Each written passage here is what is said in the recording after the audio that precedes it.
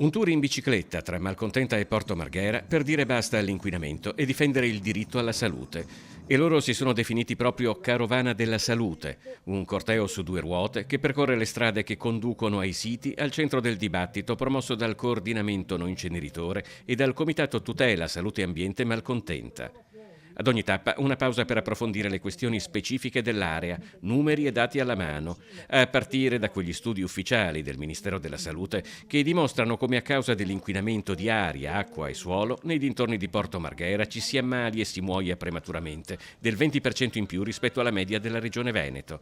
Basterebbe questo dato a mettere la gestione dell'area in cima a qualsiasi dibattito sulle politiche di sviluppo economico in Comune di Venezia. È da decenni che soffriamo l'inquinamento per la vicinanza al polo industriale e adesso è giusto dire basta, perché ogni giorno siamo investiti da puzze, da fumi e anche l'ultimo incidente del 28 dicembre è stato veramente quello che ha fatto traboccare il vaso e quindi è giusto di dire no a questa situazione e che gli enti preposti intervengano per dare sicurezza alla cittadinanza di Malcontenta e Marghera. Il coordinamento ha voluto anche evidenziare la vittoria ottenuta contro il progetto Eni di costruire un nuovo inceneritore, progetto bloccato il giugno scorso, e soprattutto ribadire che è tempo e ora, si legge in un volantino, che la politica torni ad affrontare sul serio il nodo irrisolto di Porto Marghera. Un appello rafforzato dalla vicinanza delle prossime elezioni comunali. Quali sono i programmi dei partiti? Io approfitto di questo clima, di questa situazione per chiedere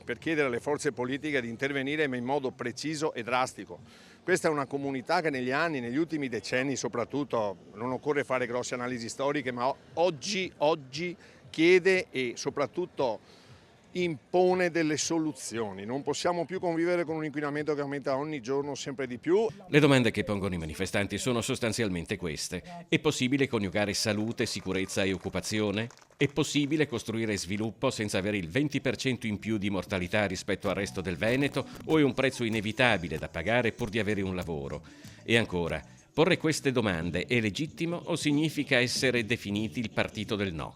Diciamo tanti no perché per lasciare spazio a tanti sì, però perché il Porto Marghera potrebbe essere un'occasione per una riconversione ecologica vera dell'economia e invece continua a essere una terra di sacrificio dove si favoriscono impianti nocivi e quindi si sommano veleni nuovi come il PFAS a veleni vecchi che quest'area ha disseminato per decenni.